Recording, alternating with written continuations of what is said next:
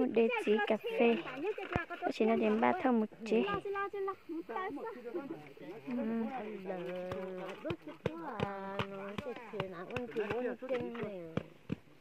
Chẳng ơi kia chơi sao một lần tới luôn nè. Cái còn mình là mình thế này. Thế mà. Tôi đã thủ chế, Mua lo mai sẽ có mà mua. Có mà mình là tết rồi, có mình là tết à.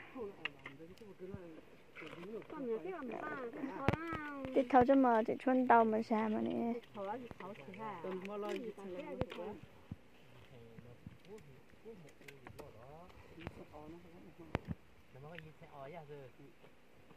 Cái tên một khó to, em mua cà phê to ta em ăn được thế, chứ nó mà mua khó to thế à.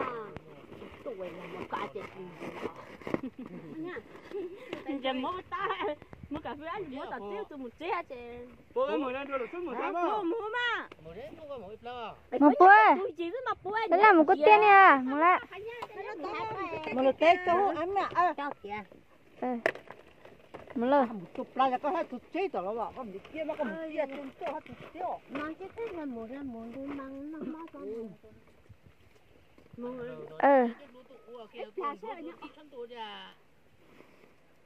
Mình trước rồi, con nhỏ chứ cả nhỏ xóa. Con nào đó luôn đi nào một chút ta, đó nó.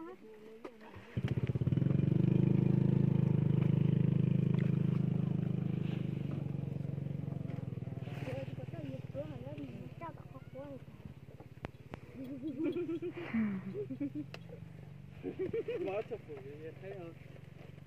Phụ nữ cả cho họ chết cái phụ nữ nó ta cắt đuôi à. Cái được ha. Sai là nó ăn sai là mìnhจะ Tết cà phê. Cái đó có cốt thế à.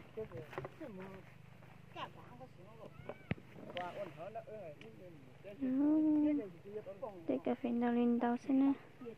Thằng đã bố tị đã đu run chúa thì là bố bệt nó con trả nó có thể tên là của chị giờ tí xí nè cô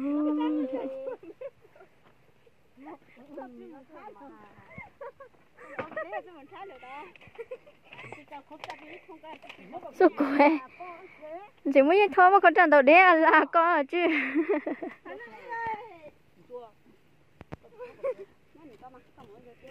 ta mà thằng cái chân đấy chỉ chơi được kẹt rồi chỉ thông tàu chỉ chơi chỉ thông nắp kẹt rồi.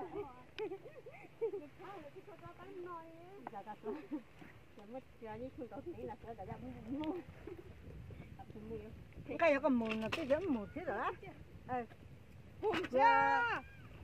Cho mình thế này, cho mình chơi như thế này nó cái này nó ra dân cái mình ta nha. Được cũng mua bé bốc cùng bột à? Cũng một cái đấy chứ. Rồi mà con chè phát thì nó có năng lượng. Này cô ơi, không có tự nhiên nhiều ha, cái tự nhiên nhiều cho con mà, đừng có bắt tao tí xin mà, đừng có thấy không nhát thả gì mà.